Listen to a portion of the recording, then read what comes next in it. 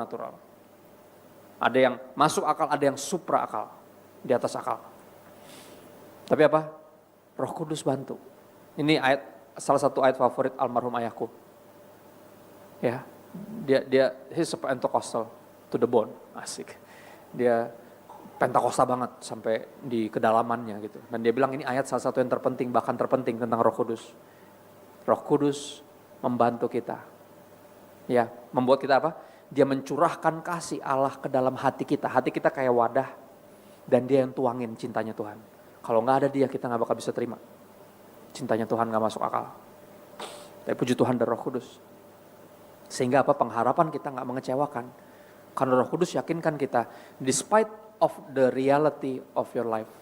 Di luar dari semua, di samping dari semua kejamnya kenyataan hidupmu. Seberat apapun yang menimpamu, engkau harus hadapi dalam kehidupan ini, Tuhan mengasihimu. Siapa yang meyakinkan itu? Roh Kudus. Ya, Roh Kudus yang meyakinkan, kalau kita nggak bisa. Kita nggak bakal bisa. Pengharapan kita pasti ada kecewanya, ada ujungnya, kita akhirnya jadi kecewa. Kepikir untuk tinggalin Tuhan, apa gue nggak usah pelayanan kali ya. Gue pas pelayanan jadi susah hidup gue. Oh ya, emang sebelum pelayanan nggak susah? Ada tipsnya nggak gimana cara hidup nggak susah? Nggak ada, nama juga hidup yang namanya susah. Semua hidup susah, selama masih hidup masih susah. Yang nggak susah yang udah mati. Ya dong, karena udah beristirahat dari semua jari lelah. Ya dong, selama masih hidup susah. Nama juga hidup. Ya emang lu pas nggak pelayanan nggak susah hidup lo? Ya susah sih. Ya udah, jangan nyalain Tuhan. Kan suka aneh ya. Gue gara-gara ikut Tuhan jadi susah nyari kerja lah. Nggak ikut Tuhan juga susah nyari kerja. Lu tanya yang lain tuh. Nggak percaya Yesus dia nyari kerja susah nggak? Susah, jadi bos nyalain Yesus. Nggak ada urusannya. Suka yang enggak kita tuh mau nyari gara-gara nyari kambing hitam gitu loh. Kita nggak dapet kambing hitam, adanya domba, anak domba yang blameless, putih dan tidak bercela. Itu Yesus. Lu mau cari kambing hitam nggak bakal ketemu. Kita nggak bisa nyalain Tuhan. Ya, kita nggak bisa nyalain Yesus. Justru gara-gara Yesus kita jadi percaya bahwa Tuhan mengasihi kita. Lewat apa? Pengorbanan di kayu salib. Ayat 1 dan 2 kita mundur sedikit.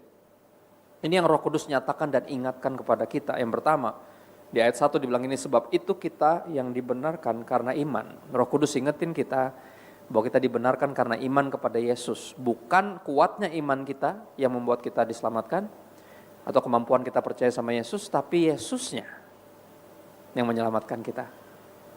Siapa yang bersyukur? Saya bersyukur. Karena ada momen di mana iman saya lagi lemah. Ya kan? Saya bersyukur keselamatan saya tidak bergantung dari kekuatan saya percaya sama Yesus.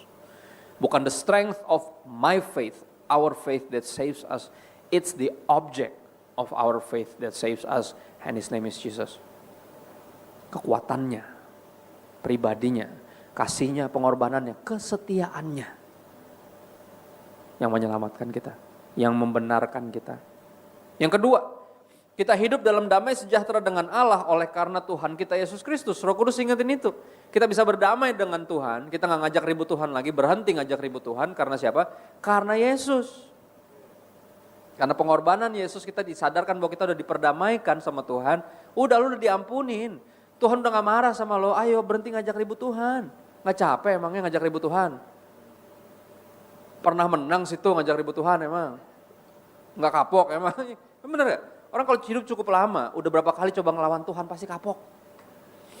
Ngelihat yang baru mulai ngelawan Tuhan tuh geleng-geleng. Bocah gitu. Udahlah nak kan gitu. Udah, gue udah nyoba lawan Tuhan berkali-kali gak pernah menang. Udah, jangan buang-buang energi, percuma. Kemungkinan menang kalau lawan Tuhan nih. Gak ada. Dia gak pernah kalah. Gak ada yang bisa mengalahkan dia. Nah kalau orang pun bilang tuh saya gak ada lawan.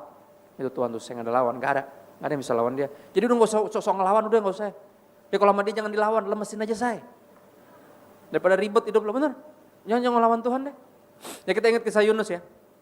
Yunus kan dipanggil Tuhan buat ke Niniwe. Dia ngelawan dan dia mau pelayanan ke tempat lain. Ini pelayanan juga loh. Bukan dugem ngapain gitu jalan-jalan healing enggak. Dia juga mau pelayanan ke tempat lain. Cuman dia gak mau ke situ seperti yang Tuhan suruh.